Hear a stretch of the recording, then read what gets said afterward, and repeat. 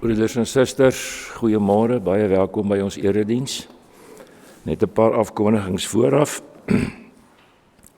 Ek sien nou, broeder Hyp is nie hier nie, ons het 'n aflosorrelis. Baie welkom. Goed, die kollektes, soos gewoonlik onder die erediens vir die diens van barmhartigheid. By die deure is dit vanoggend vir die sustentasiefonds en volgende Sondag vir die teologiese studentekas. En wat meelewing aanbetref, broeders en susters, Reino was 'n bietjie haastig met die nuusbrief. My vrou was al in die saal, toe hy haar nog in hoë sorg. Maar sy is in die saal, dit het goed gegaan met die operasie. Hoopelik kom sy net nou huis toe, ons sal maar sien. Dan al die verjaarsdae, ons sê geluk vir almal wat verjaar, en hierdie week in besonder. Ons sien daar tannie Joey Buys word 83, Suster Rina Manton 92. Oom David Joubert, hy is op die oomblik by sy kinders in Kanada. En oom Ronnie Postumus, wat ons ook maar moet voorbinding voordoen, hy is baie siek. Die sop en sherry kom nader, ons sal seker volgende week vir julle meer besonderhede hê en dan kan ons begin bespreek. Kameeldrif Damesoggend, die susters weet daarvan en ons weet almal van die duetfees. Daar is tee vanoggend en dan verwelkom ons vir Dominee Maurits Besuidenhout. Hy is die leraar by die Grace Reformed Church Northern Pretoria. Dit is die Engelse gereformeerde kerk wat hier by Anlin se kerkgebou, se gemeente gestig is en hulle gaan daar kerk. Maurits, baie welkom vanoggend by ons. Gee ek jou tyd om op te staan. Baie welkom. Dis die eerste keer wat hy by ons optree. Hy sal 'n hele rukkie hier in Pretoria. Baie welkom. Ons bid jou die seën van die Here toe vanoggend met die verkondiging van die woord, maar ook daar in daai gemeente van jou waar jy baie werk het om te doen, dat die Here jou ook daar sal seën en jou die krag sal gee om voort te gaan met waarmee jy besig is. Baie welkom. So. Ja, baie dankie vir die geleentheid vanmôre om ook saam met julle die Here te aanbid en die woord van die Here vir ons te bring. Kom ons berei ons harte voor om die Here te ontmoet.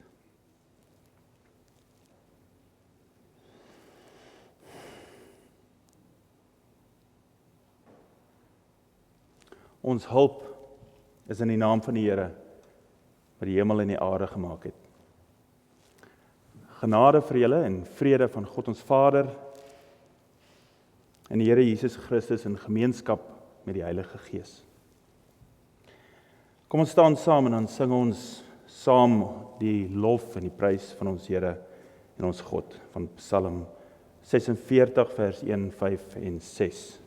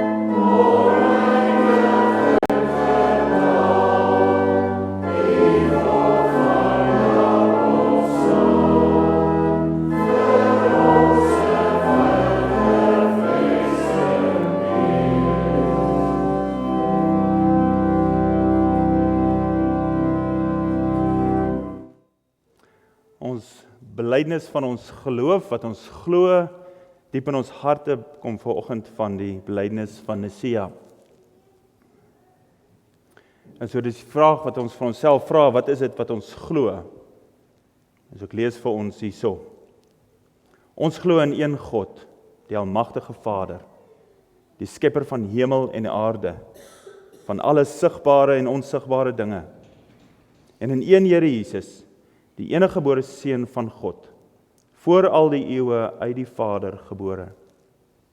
Hy is God uit God, lig uit lig, ware God uit ware God, gebore, nie gemaak nie, een in wese met die Vader, deur wie alles tot stand gekom het.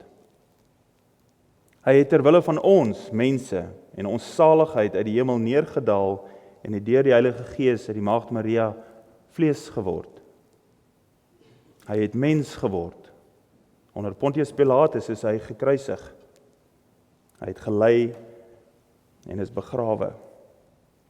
Op die derde dag het hy weer volgens die skrif opgestaan en hy het na die hemel opgevaar en hy sit aan die regterhand van die Vader en hy sal met heerlikheid terugkom om die lewendes en die dooies te oordeel. Aan sy koninkryk, aan sy koningskap sal daar geen einde wees nie. Ons glo in die Heilige Gees wat Here is en lewend maak. Hy gaan van die Vader en die Seun uit en hy word saam met die Vader en die Seun aanbid en verheerlik. Hy het deur die profete gespreek. Ons glo in een heilige, algemeen en apostoliese kerk. Ons bely een doop tot vergifnis van die sondes. En ons verwag die opstanding van die dooies en die lewe van die toekomstige bedeling. Amen. Ek kom maar sit asseblief.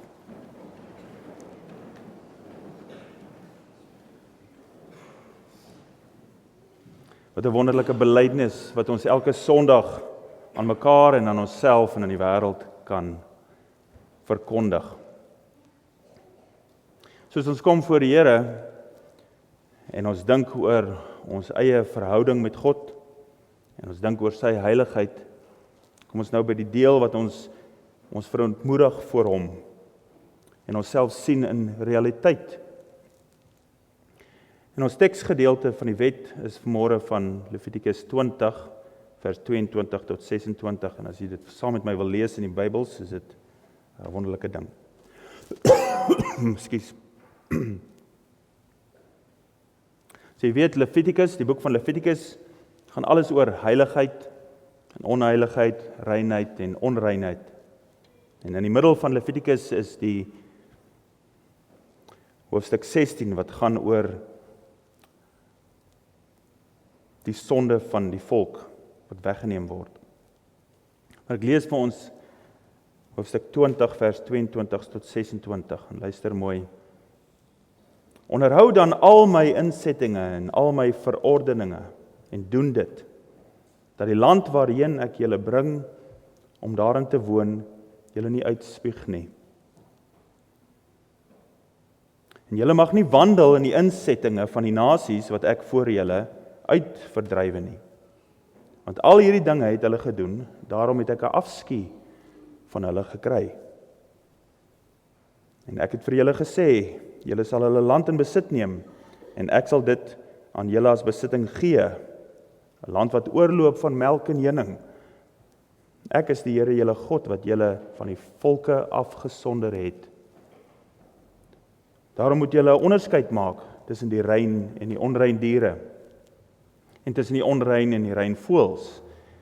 En maak julle jouself nie 'n gruwel deur diere of voëls of deur enige iets wat op die aarde roer nie, wat ek vir julle afgesonder het deur dit onrein te verklaar. En dan hierdie wonderlike woorde, so duidelik van die Here. En julle moet vir my heilig wees, want ek die Here is heilig.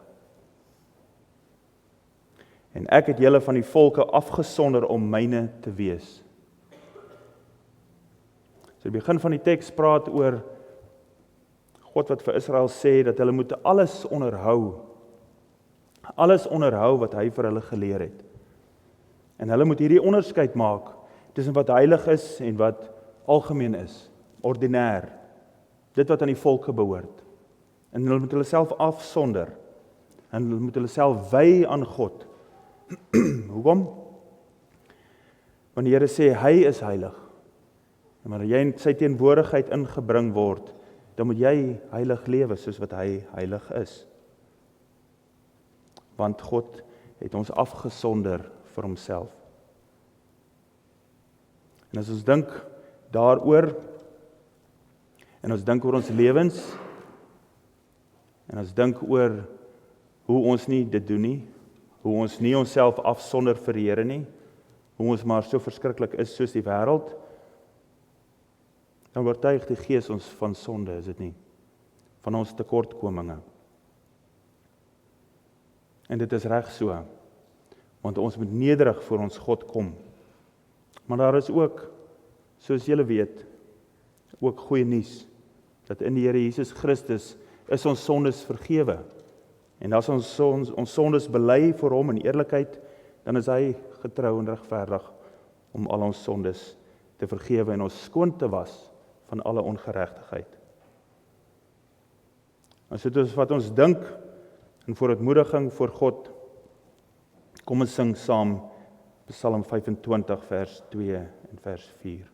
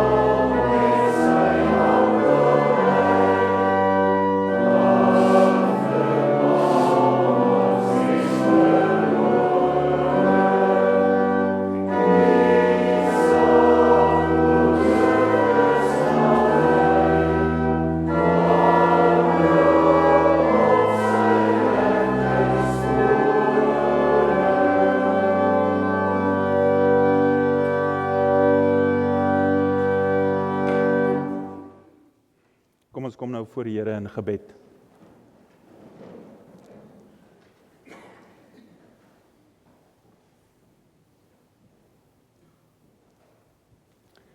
Almagtige en ewige God, hoog verhewe bo U skepping. Uit U en tot U is alle dinge, elke ding wat bestaan. Daar is geen God behalwe U nie. Vader, Seun en Heilige Gees. U is hoog verhewe, Here, bo die hoogste hemele. U alleen is werklik God. Soos wat U deurgangs van U vir ons sê in die woord, daar is niemand buite U nie. Wie kan dan sê dat hy wandel in die weë van hierdie heilige God? Wie, o Here, mag U berg opgaan, en wie mag in die heiligdom staan? U heilige teenwoordigheid is soos 'n ewige vuur. En tog roep U ons op om heilig te wees, soos wat U heilig is. In U genade wys U ons die pad aan. U leer U ons soos 'n klein kindjie. En U gee aan ons U Heilige Gees. En U draai ons telkens weer terug om ons sondes en ons swakhede te bely voor U. U ontbloot ons sondes aan ons in die groot genade, dat ons onsself mag sien in verhouding met die oneindige God. En dis kom ons ook nou vanmôre, Here, en vra dat U ons genadig sal wees. Wees ons genadig, o Vader, ter wille van die Seun, ter wille van ons Here Jesus. Wil die sonde van die wêreld wegneem. Hy wie in homself die muur van vyandskap afgebreek het. Hy wat ons straf op homself geneem het, sodat ons in sy bloed gered mag word van die regverdige toorn van die heilige God. Vergewe, Here, ons menigte sondes. Die sonde wat ons onwetend doen, maar ook, Here, die sonde wat ons doelbewus pleeg teen U. Die dinge wat ons so ondenkbaar net laat deurglip in ons lewens. En tog weet ons so duidelik dat U heilig is. Vergewe vir al ons sondes teen die heilige naam, Here. Wanneer ons deur ons lewens getuig teen U, en net soos ongelowiges lewe en hulle dan aanspoor om U te laster. Ons kom nederig voor die troon van genade. En alleenlik op grond van ons middelaar. Ons voorspraak, U seun wat U vir ons gegee het. En ons kom met vrymoedigheid, Here, en vra vir U barmhartigheid en U genade. En dat U ons weer sal vul met U vrede. Vrede van die wat deur U verlos is en skoongewas is van alle ongeregtigheid. Dankie, Here, dat ons nie gebukkend hoef te gaan onder die las van ons sondes nie,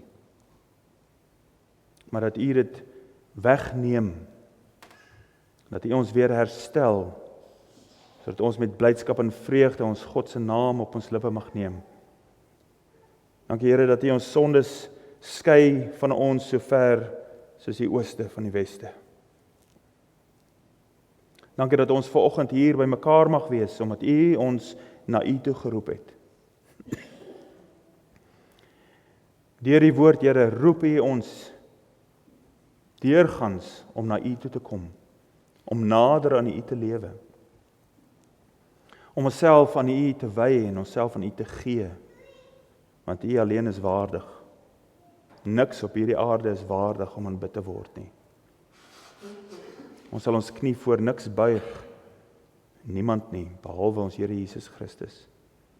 Dankie dat U dit alles so bewerk binne in ons, sodat ons hier kan staan, Here, en mag glo, dat U geloof binne in ons bewerk het, en dat U Gees binne in ons lewe, en dat die Gees binne in ons werk, om ons te suiwer, ons wat die bruid is van die bruidegom, die bruid wat Hy vir homself skoon was, sodat ons eendag voor hom kan staan, skoon gewas van hierdie wêreld en van ons eie sonde. En dis bid ons ook nou, Here, dat U sal kom, Vader, en dat U deur die Gees diep in ons harte sal spreek, lewe in waarheid, sodat ons mag weet, diep in onsself, hoe U wil dat ons moet lewe. Amen.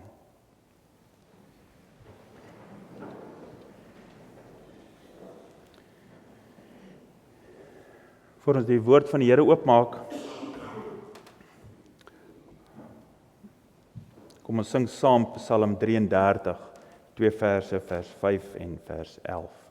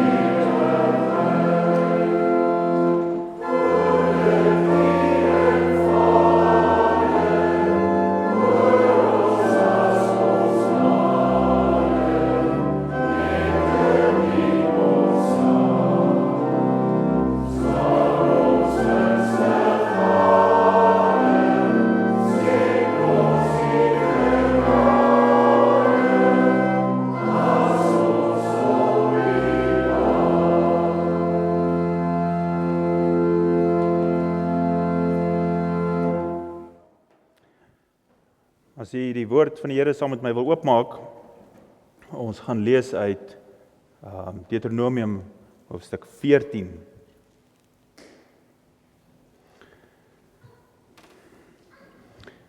Die perikoop is 21 verse lank, maar ek gaan vir ons net lees die eerste 3 verse en dan die laaste vers waaroor ek eintlik gaan preek.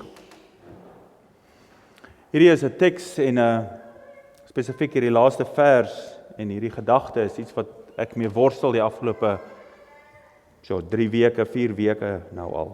En ek worstel nog steeds daarmee.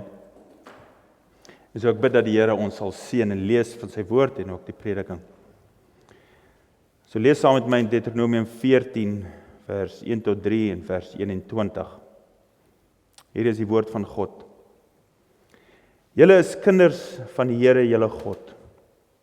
Julle mag julle terwille van 'n dooie nie stikkend kerwe of 'n kaalte tussen julle oë maak nie. Want jy is 'n volk heilig aan die Here jou God. En jou het die Here uitverkies om sy eiendomsvolk te wees uit al die volke wat op die aarde is. Jy mag niks eet wat 'n gruwel is nie. Nou, as ons afgaan na vers 21. Jy mag geen aas eet nie. Vir die vreemdeling wat in jou poorte is, kan jy dit gee, dat hy dit eet, of jy kan dit aan 'n uitlander verkoop. Want jy is 'n heilige volk aan die Here jou God. Jy mag die bokkie of 'n boklam nie kook in sy moeder se melk nie.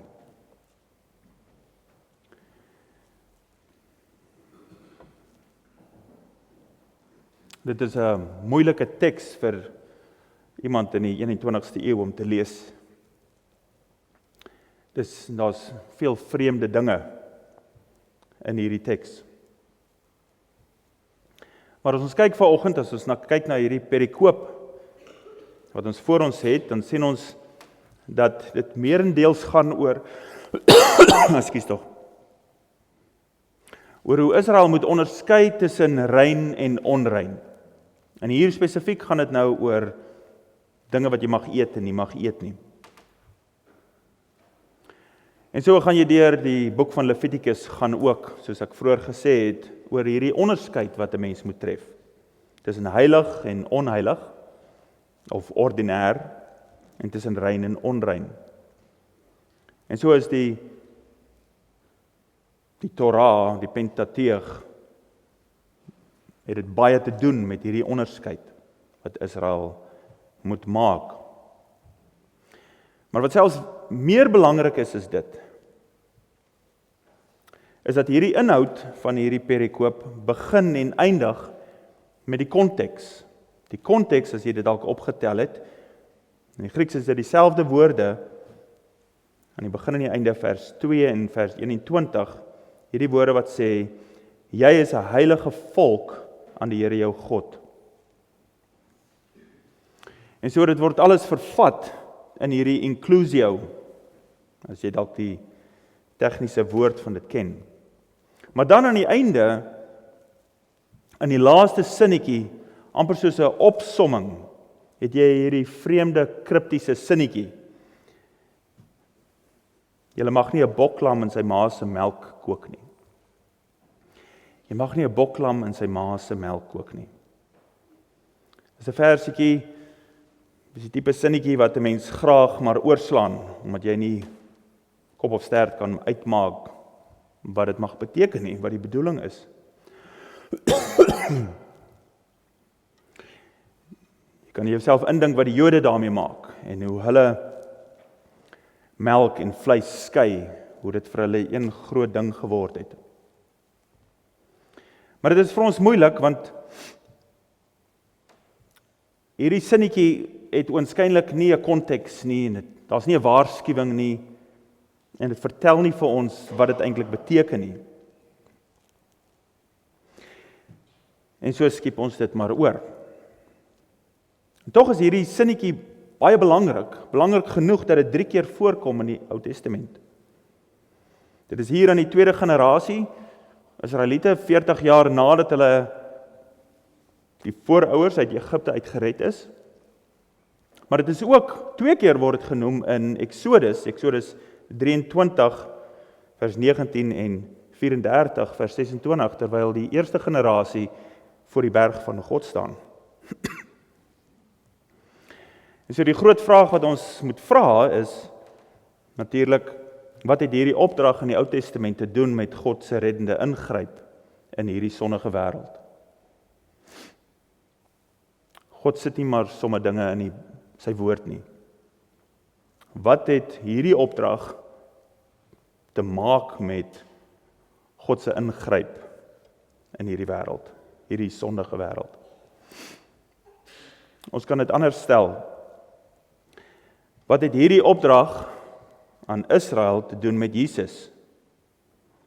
En wat het dit te doen met ons wat deur hom uitgekies is uit die wêreld? En so om hierdie vraag of hierdie 2 vrae te kan antwoord, moet ons heel onder begin. Heel onder by wat hierdie teks letterlik probeer sê, wat dit wou sê vir Israel. En dan bou ons op van daar af na die dieper betekenis in Christus. En so op die onderste vlak kan ons sê dat hierdie verbod nie regtig gaan oor hoe vleis gaar gemaak moet word nie. Dit gaan nie regtig oor wat in die maag ingaan nie. Dit is presies wat Jesus ook duidelik gemaak het aan sy disippels. Toe hy vir hulle gesê het, dit gaan nie oor wat in die maag ingaan nie, want dit wat in die maag ingaan, gaan net weer uit. Dit het alles te doen met wat in die hart aangaan. Dit is wat in die hart aangaan wat 'n mens onrein maak. En so hierdie beginsel trek deur na alles wat praat van rein en onrein in die Ou Testament. En so dit is ons moet kyk na hierdie teks. Die verbod praat is oor iets doen wat 'n gruwel is. en wat 'n impak maak op die hart. So waar lê die gruwel in so 'n ding doen? Die gruwel lê daarin dat jy dit wat in een konteks lewe beteken vir 'n jong diertjie, gaan jy in 'n ander konteks en jy gebruik dit as die medium waarin jy dan daai selfde lammetjie vir jouself gaar maak. Dit is die gruwel. En ek dink ons kan dit aanvoel, hoe meer ons dink oor die prentjie wat dit vir ons skep, hoe meer sien ons raak wat fout is daarmee. Dit wat in een konteks lewe beteken gebruik jy om dood te beteken in 'n ander konteks. En so die gruwel lê in die ontstellende of die barbaarse beeld wat jy skep deur so iets te doen. Dis waar die gruwel lê. Dit gaan oor wat jy sien, gaan oor hoe dit lyk, en as jy daaroor dink, die drogbeelde wat geskep word vir jou in dit. En so ons kan sê dat dit is 'n etiese, of 'n estetiese gruwel. 'n Estetiese gruwel. En dat dit iets esteties binne in ons ondergrawe. Estetika. Wat is die estetika? Estetika het te doen met hoe ons dinge, hoe ons die lieflike van die afstootlike onderskei. Of ons die mooi reg waardeer en omhels, maar ook die afstootlike op die regte manier betreur en verag. Dit is wat die estetiese behoort te beteken. Die estetiese gaan nie maar net oor die fynere kunste, soos wat die modernis dit vir ons wil hê nie. Dit gaan oor elke ding in die lewe. En na die fyn aanvoeling of iets 'n deug is om te geniet, of 'n boosheid om te verwerp. En as jy so daaroor dink, dan kan jy sien dat die hele lewe moet so geëvalueer word eintlik in die teenwoordigheid van God. Ons sien die Griekse gebruik van hierdie woord estetika, sien ons in die Septuagint, in die Griekse ou vertaling, die Griekse Ou Testament en in die Nuwe Testament. Net om vir julle 2 voorbeelde te gee, in Eksodus 28 vers 3, word die woord gebruik om vir die onderskeiding van die kunsvaardige wat Aaron se priesterskleed moet mooi maak. Die kunsvaardige kry die gawe van God af om Aaron se priesterskleed mooi te maak, al die elemente op sy priesterskleed. En die woord word daar gebruik vir daardie onderskeiding. En terselfdertyd in die Nuwe Testament gebruik Hebreërs 5 vers 14 dit vir 'n geestersvermoë. Die geestersvermoë van die volwasse Christen waarin dit in wie dit ingeoefen is om tussen goed en kwaad te kan onderskei.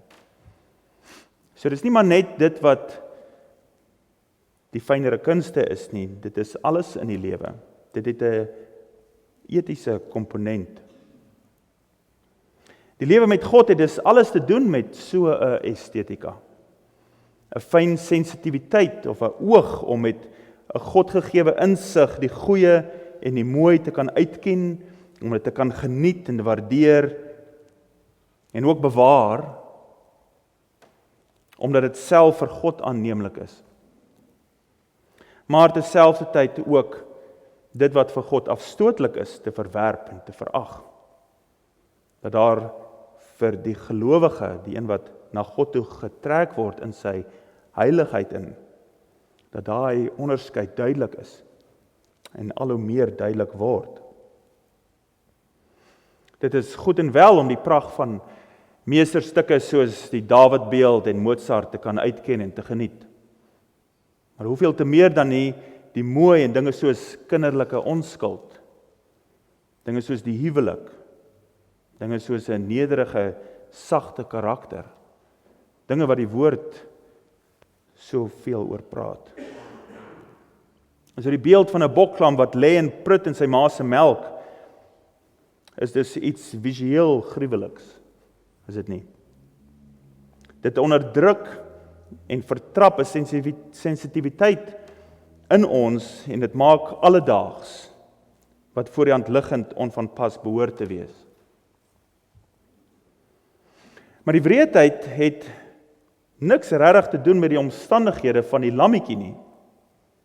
Dooie boklammers weet nie van gaarmaakmetodes nie. Hulle weet nie wat meer eties of minder eties is nie. En so dit gaan nie regtig oor die dier nie.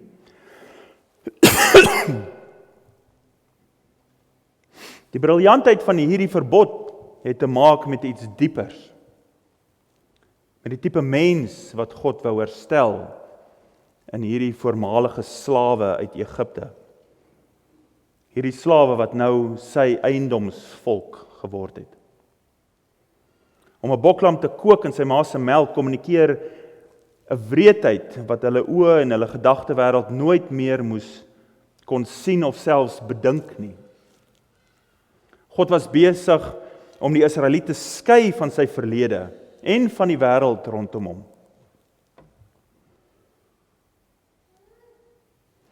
Die verbod verteenwoordig dus 'n magdom van dinge wat hulle geleer moes word. Magdom van dinge wat God besig was om hulle te leer dat hulle anders was as die nasies rondom hulle. Soos wat ons ook nou al gesê het. In die Christelike lewe is daar ook so 'n magdom van dinge vandag. Dinge wat geen groot mens of kind ooit moet sien of bewonder of eers aan dink nie. Sosiaal aanvaarbare dinge. Soos 'n kind wat haar oë rol vir haar ma. Dinge soos vraatsug. Dinge soos dronkenskap. En 'n man wat soos 'n vrou aantrek. Dinge wat die samelewing gering ag. Maar daar is ook veel erger dinge as dit. Gruwel soos pornografie. Gruwel soos moord of selfmoord. Of gesinsgeweld. Ding wat niemand behoort te sien nie. Dinge wat niemand behoort eers te kan vir homself 'n beeld skep van hoe dit is nie. Al sulke dinge is 'n aanslag op my sensitiwiteit. Sensitiwiteit vir dit wat goed en mooi is en die beeld van 'n boklam wat prut in sy moeder se melk vang dit alles vir ons saam. Hierdie Ou Testamentiese verbod gaan dus oor baie meer as net hoe jy bokvleis gaar maak. En ek dink ons kan dit nou sien. Ons teksgedeelte het te doen met die afstomping, die afbreek en die verval waarteen die Israeliete in die Ou Testament, sowel as die Christen in die Nuwe Testament, hulself moet bewaar. Dit waarsku ons teen al die ewels wat die wêreld vir ons wil normaliseer, deur die radio en die televisie en al die ander verskillende dinge. Alles wat vir ons so baie mooi op 'n skinkbord aangebied word deur Lekker FM en Kyknet en die Huisgenoot. Dinge wat as jy van 'n ander land aftrek hiernatoe en jy loop in dit vas, dan is jy geskok.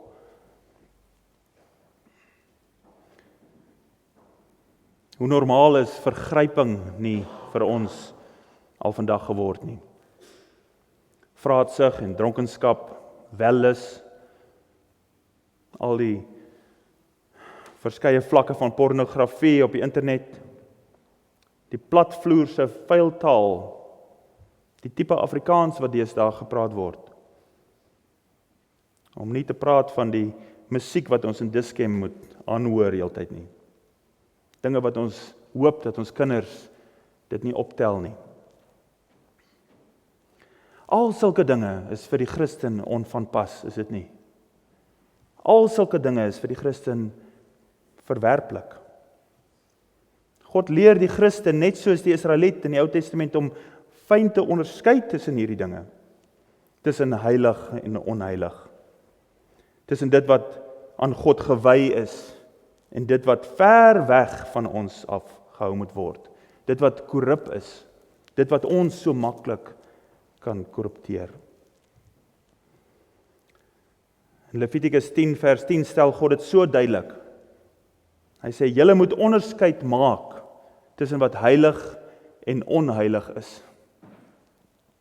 En tussen onrein en rein.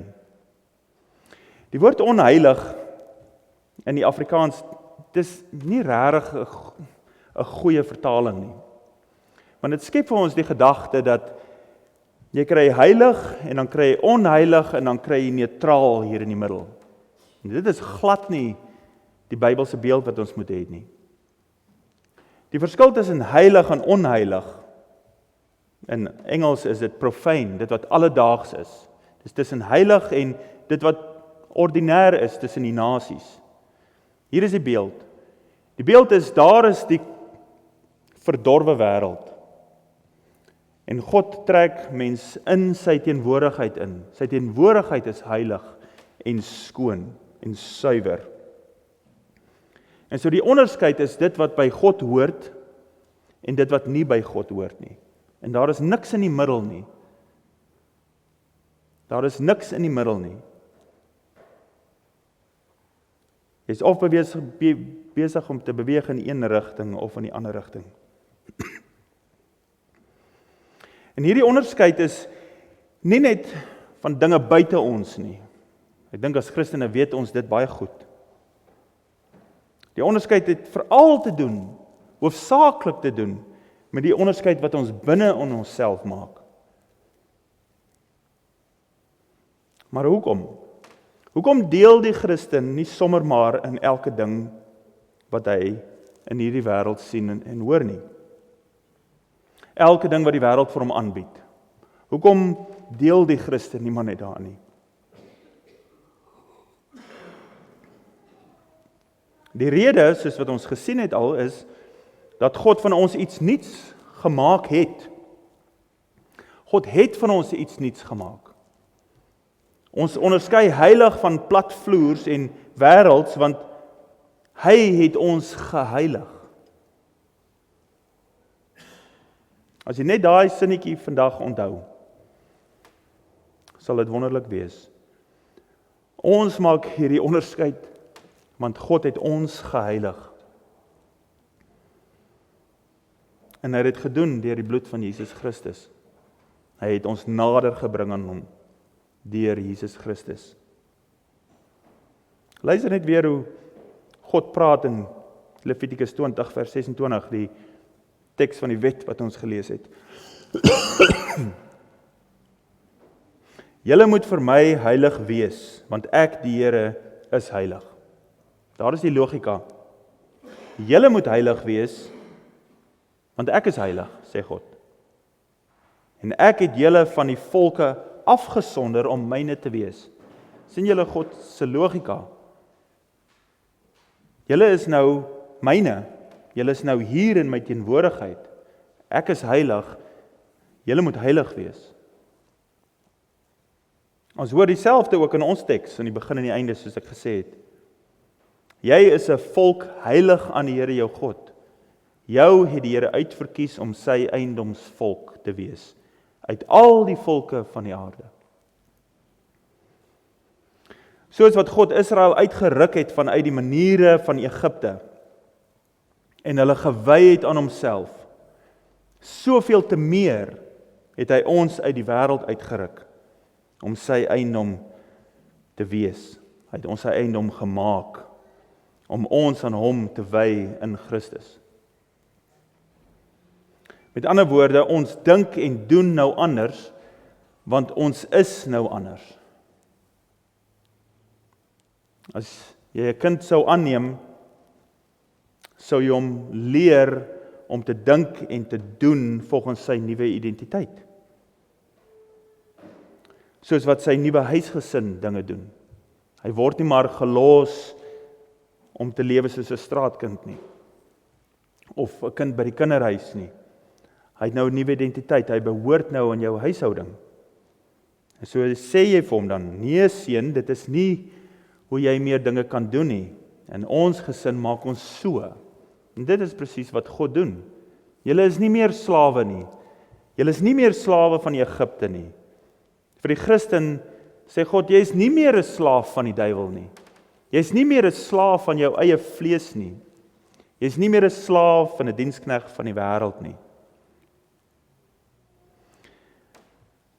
En so as jy 'n kind aanneem en so jou kind leer, hoeveel te meer dan nou dat God ons afgesonder het as sy eiendom vanuit die wêreld, doen God dit ook nie. Ons is deel van sy heilige huishouding en ons doen nou dinge anders as hierdie verrottende wêreld.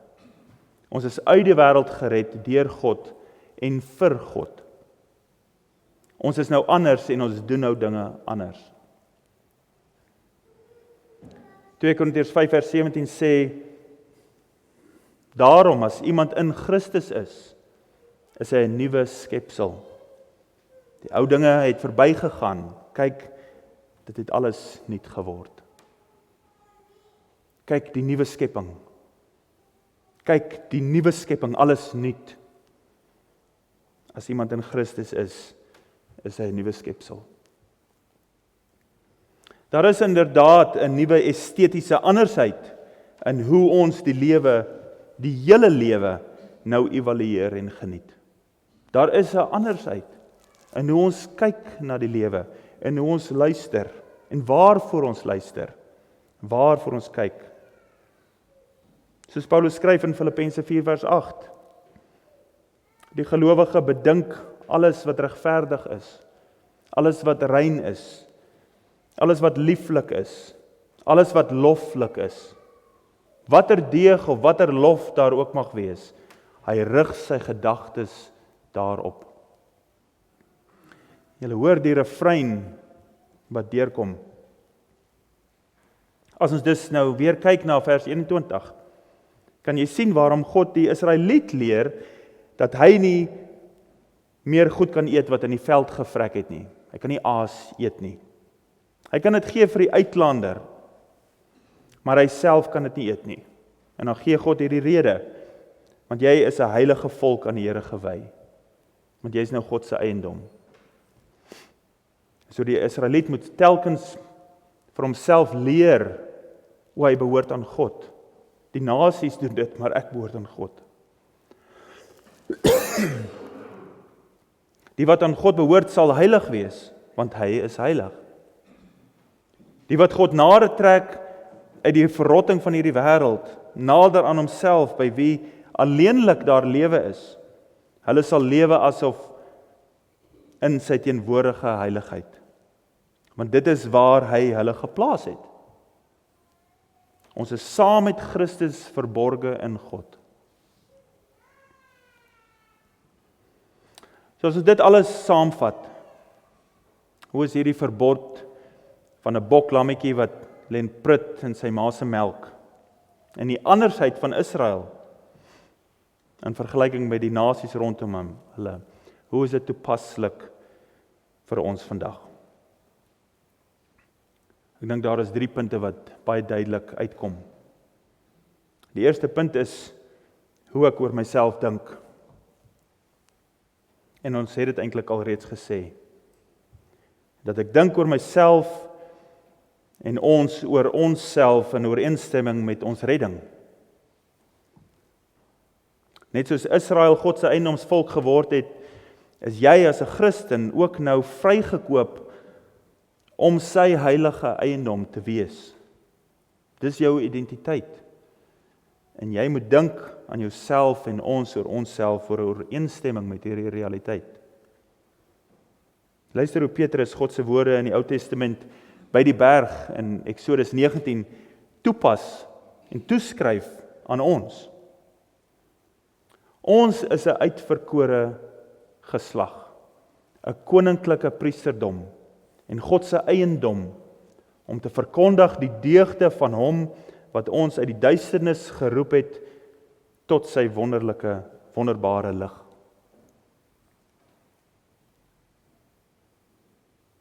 Hoe meer ons dit verstaan en insien, hoe meer sal ons onsself leer hoe uiters anders ons is. Hoe uiters anders ons is van hierdie wêreld. En veral van hierdie korrupsie wat nog so hard skop binne in onsself.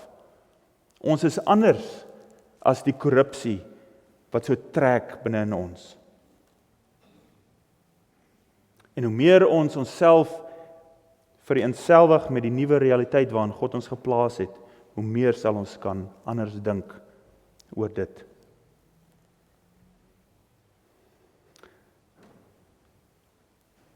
So dink ons oor hierdie sondigheid wat skop binne in onsself. Dit is tog ons grootste prioriteit, is dit nie? Die wêreld gaan verbygaan, maar ons word van binne af nuut gemaak deur die Heilige Gees. Ons word meer en meer geskei van die barbaarsheid binne in ons. En so ons bid vir hulp van God af. Ons bid dat God ons sal help deur sy Gees. En dit is die tweede punt. Dink maar aan al die dinge wat in ons aangaan, wat nie hoort by hulle wat aan God behoort nie. Dink aan jou eie vergrypinge. Dink aan jou eie vraatsug. Dink aan welis binne in jou. Al jou goddelose vrese, jou begeerte na geld en wêreldse sekuriteit. Ons lewens is deurtrek met boklammers wat lê en prut in hul moeder se melk en dit pla ons so min. So baie in ons, binne in ons is stikkend. So baie in ons verrot en dit pla ons min. Dit lê en prut in ons lewens. So baie wat ons dink en doen vernietig elke dag die mooi wat God voor ons stel. Dit desensitiseer ons. Dink aan die lae beeld wat ons het van God se heilige woord. Asof dit niks anders is as die literatuur van hierdie wêreld nie. Ons lees die Bybel soos wat ons die huisgenoot lees. Miskien is dit te erg gestel. Dink aan die lae beeld wat ons van die kerk het en die samekoms van die heiliges. Asof dit niks is in vergelyking met my rugby en my familiebyeenkomste nie. Asof dit maar dieselfde is, asof dit eintlik ondergestel is aan daardie dinge. Dink aan die lae beeld wat ons het van die sakramente, van gebed en van die prediking van die woord. Elke ding, as ons daarna gaan kyk, dan kan ons sien, maar hier is 'n vermenging. Ons het nie so hoë beeld soos wat God wil hê ons moet hê van hierdie dinge wat hy so aanneemlik beskou nie. Ons maak te min erns met ons lewe in Christus, sodat die lyn tussen heilig en onheilig en alledaags nie meer sigbaar is vir ons nie. Ek dink Jesus praat van dit as hy praat met die kerk in Laodicea, die lou warm Christen. Is ons nie almal skuldig daaraan nie. Ons moet dus bid dat die Gees hierdie lyn sal herstel binne in ons. Dat ons kan leer binne in ons wat vir God aanneemlik is. Ons moet soek, sê Paulus, soek om te verstaan wat vir God aanneemlik is. Sodat alles nie meer vir ons esteties dieselfde lyk in hierdie wêreld nie. Ons is nie van hierdie wêreld nie. Jesus het dit duidelik gemaak toe hy vir ons gebid het in Johannes 17. Ons is in hierdie wêreld, maar ons is nie van hierdie wêreld nie. En dan die derde punt, laaste punt, ons sien uit na alles wat nuut gemaak gaan word. Ons kan die vraag vra, gaan alles maar net altyd so voortgaan? Die Christen wat nie veel anders lyk as hierdie gevalle wêreld nie, gaan ons altyd maar net so voort sukkel? En die antwoord is natuurlik nee. Hy wat op die troon sit, het ons beloof dat hy alles gaan nuut maak. Hy sê in Openbaring, kyk, ek maak alles nuut. Alles nuut. Alles nuut beteken ook alles mooi, alles reg, alles soos wat dit hoort. Dit beteken niks meer korrup nie. Ook nie meer in my nie. Niks meer binne in my sal korrup wees nie. Nie eers 'n gedagte nie. Nie eers 'n gedagte sal korrup wees nie. Wanneer Christus kom, gaan daar nie meer iets wees wat ons betreur nie. Ek sal nie eers kan dink aan die slegte nie. Ek sal nie eers kan ontstel word deur die slegte ding. Deur die beeld van 'n klein lammetjie wat kook in sy ma se melk. Dit is hoe radikaal Christus alles gaan nuut maak. Ek sal nie eers kan wegskram, myself wegruk van die gruwelike beelde van hierdie wêreld nie. Die dinge wat ons onsself nou moet van skei. Ons moet onsself heilig, want die Here is heilig. En ons moet onsself skei van dit wat alles ver is van God af, dit wat korrup is. Al dit gaan nuut gemaak word. Soveel maak hy alles nuut. Dit is waarna ons uitsien. Bedink dit met hoop, dat Jesus Christus ons nie maar net los soos weeskinders nie, maar dat hy gaan terugkom en alles nuut maak. As jy dink aan die beeld van laaste 2 hoofstukke in die Openbaring van die nuwe Jerusalem, wat alles sprankelend mooi en skoon is. Dit is waarna ons uitsien in Jesus Christus. Mag die Here sy woord aan ons almal seën vandag. Voor ons saam bid, kom ons sing saam die 3 verse van Psalm 100. Sal ons almal staan asseblief.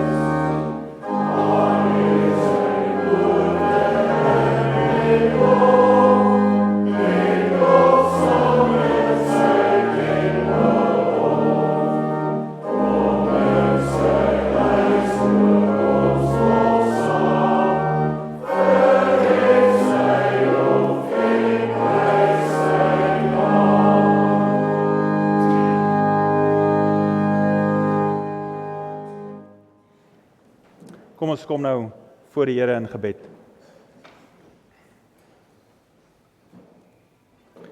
O almagtige God, hoe meer ons dink oor die groot oneindige verskil tussen heilig en dit wat korrup is, Here, dan word die woord so duidelik vir ons.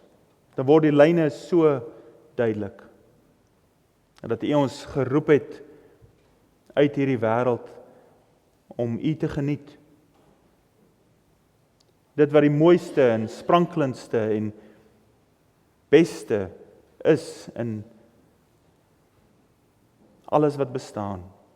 U die God wat alles gemaak het.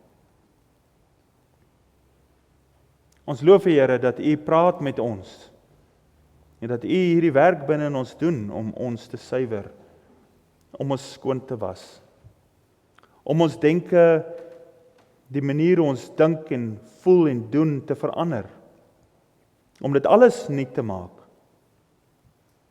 soos wat U ons ook reeds deel gemaak het van die nuwe skepping. O Here, laat ons tog diep in ons harte weet, hierdie skeidslyn tussen dit wat vir ewig gaan brand in die helse vuur en dit wat vir ewiglik by U gaan wees in die heilige teenwoordigheid. Uit onsself kan ons dit nie doen nie, Here. Uit onsself is ons blind. Uit onsself is daar soveel van hierdie slaaf nog binne in ons wat nie kan sien nie. Maar ons loof en dankie vir U woord. U woord wat dit vir ons so duidelik maak. U woord wat vir ons vertel wie ons is en hoe ons moet lewe voor U. Ons loof U vir U genade dat U in die Gees, deur U Gees in ons werk. Ons loof U vir U genade deur ons Here Jesus Christus wat ons mag kom in U teenwoordigheid. Dat ons nie uit onsself uit U soek nie, Here, maar dat U ons kom haal het om ons te red. En dat U ons U eiendomsvolk gemaak het. Ons bid, Here, dat U hierdie diep werk binne in ons sal doen, sodat ons werklik ook anders mag lyk van hierdie wêreld. En dat ons U naam mag dra, Here, met trots, omdat ons U naam nie skend voor die nasies nie. Maar omdat ons werklik weet wie ons God is en dat ons lief is vir Hom. Omdat ons 'n nuwe estetiese manier van kyk het, gekry het by U. Hoe om te kyk na die lewe. Dat ons nou kyk en soek na dit wat aanneemlik is vir U. Ons loof en dankie vir U woord, Here, en dat U ons nie los op onsself nie, maar dat U werk in ons. In Jesus Christus se naam loof en dank ons U vir dit alles. Amen.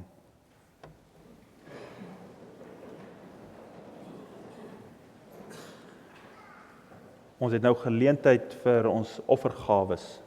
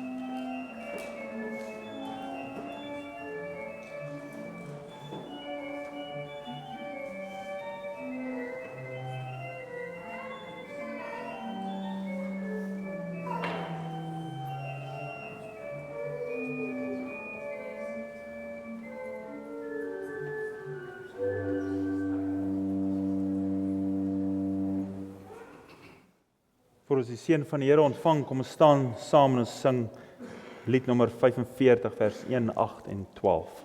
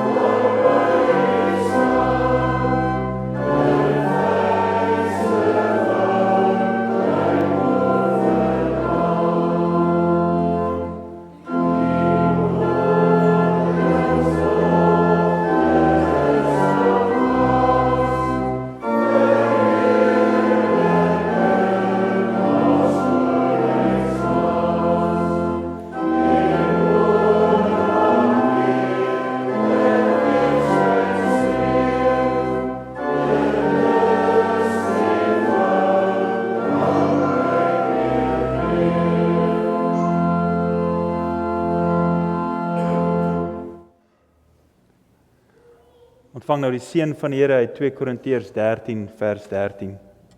Die genade van die Here Jesus Christus en die liefde van God en die gemeenskap van die Heilige Gees sy met julle almal.